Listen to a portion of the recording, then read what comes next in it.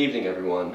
Today we are going to be discussing a very important issue regarding a woman named Henrietta Lacks, a poor African-American woman whose cells were unlawfully taken from her and used by scientists. Her cells, famously known as HeLa cells, spearheaded a multi-million-dollar industry and were involved in the invention of the polio vaccine and a plethora of other medical advances. Here to debate this matter are Stanley Gartler and Leonard Hayflick of Bedford, Pennsylvania, two renowned scientists who have participated in the distribution and implementation of the famous HeLa cells. Dr. Gartler and Dr. Hayflick, thank you for joining us today. Thanks for having me, Brian. Now, I heard that the HeLa cells have attracted much controversy within the scientific community. Can you both explain your differing stances on this matter?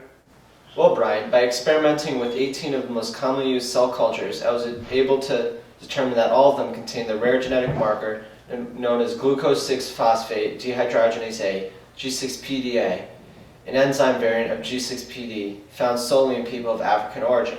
Now here's the spin. Only one of the 18 cell lines I collected in my lab was that of HeLa cells, so theoretically I should have been able to detect the presence of the marker in the HeLa cells exclusively. I'd hate to interrupt, but are you saying your HeLa cells were contaminated with the HeLa cells before your observations? Of course, much more vigorous than a generic bacterial infection, HeLa cells are able to travel through the air on mere dust particles. Once inside the petri dish of a foreign cell line, one HeLa cell can multiply until it has filled the space the other cells once occupied. To put it colloquially, the HeLa cells simply take over.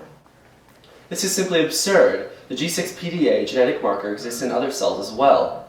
My personal collection of cultured cells taken from my Caucasian wife's amniotic fluid, a cell line called WISH, tested positively for the presence of G6PD-A.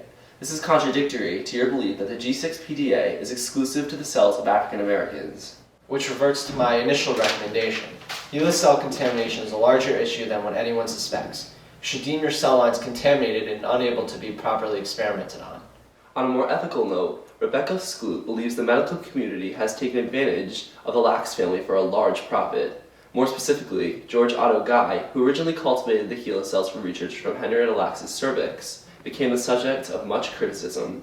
Why does the general public believe his actions, as well as those of others in the scientific community, are reprehensible and morally corrupt? The evidence of HeLa cells' numerous benefits to society is incontrovertible.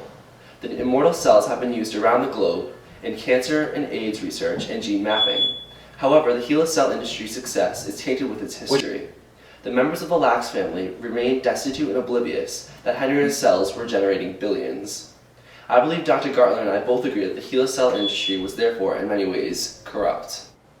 Dr. Gartler and Dr. Hayflick, thank you for speaking on behalf of this matter. Rebecca Skloot's The Immortal Life of Henrietta Lacks serves as an evaluation of the ethics behind the HeLa cell industry, and should be read by all who want to understand both sides of this sensitive issue. This concludes our time today on MSNBC. Thank you all for watching.